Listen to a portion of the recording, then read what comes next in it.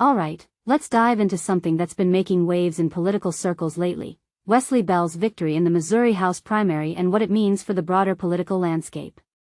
But before we get into the nitty-gritty, let me just say this. Personally, I think this race is a microcosm of so many larger trends in American politics right now. It's not just about who won or lost, it's about the fault lines within the Democratic Party, the influence of outside money, and the shifting priorities of voters. So, let's break it down. First off, Wesley Bell's win over Cori Bush is huge. I mean, Cori Bush isn't just any candidate, she's a progressive firebrand, a member of the squad, and someone who's been unapologetically vocal about her pro-Palestinian stance. What makes this really interesting is that her defeat comes at a time when pro-Palestinian voices have been gaining traction in other races. If you take a step back and think about it, this isn't just a local primary, it's a battleground for the soul of the Democratic Party.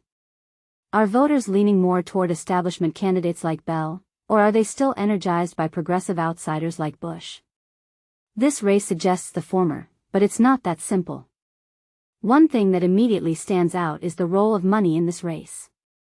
The United Democracy Project, a super PAC tied to Aipac, dumped about $3 million into Bell's campaign. Now, in my opinion, this raises a deeper question. How much influence should outside groups have in local races? Bush accused Bell of having his seat bought for him, and while that's a strong claim, it's hard to ignore the impact of that kind of funding. What this really suggests is that foreign policy issues, like Israel and Palestine, are becoming proxy wars in domestic politics. And that's a trend we're seeing across the country. But let's talk about the candidates themselves. Bell, a former county prosecutor, ran on a platform of pragmatism and local growth. He criticized Bush for voting against Biden's infrastructure bill and for her comments about Biden and Harris being linked to fascism. Now, Bush's defense was that her opposition to the bill was about missing social services, and she said her comments were taken out of context. Personally, I think this highlights a bigger divide, the tension between progressive ideals and political realism. Bush's stance might resonate with activists, but Bell's approach seems to have appealed more to the average voter in this district.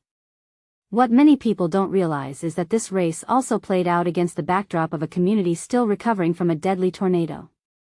St. Louis has been through a lot, and voters might have been looking for someone who could focus on immediate, local issues rather than national or international controversies.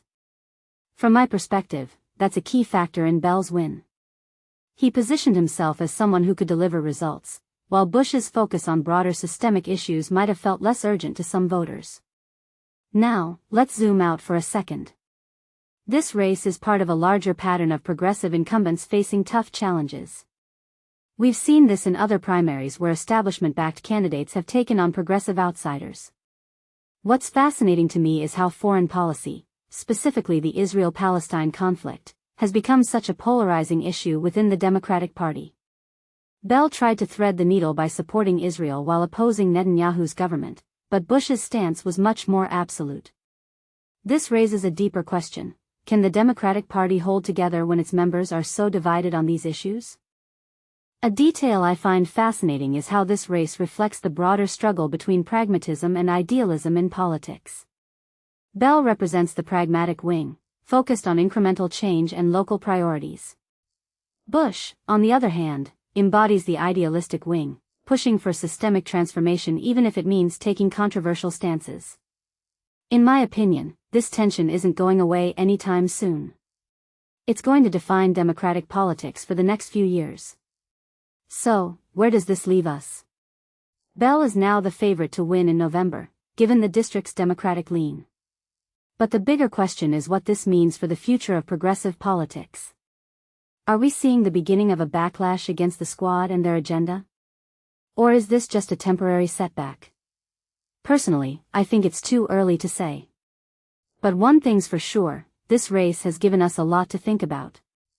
As we wrap up, I want to leave you with this thought: politics is always about trade-offs. Do you prioritize local needs or national ideals? Do you focus on winning elections or staying true to your principles? This race forces us to confront those questions. And honestly, I don't have all the answers. But what I do know is that these debates are shaping the future of American politics. So, what do you think? Let me know in the comments below. Until next time, keep questioning, keep analyzing, and keep engaging.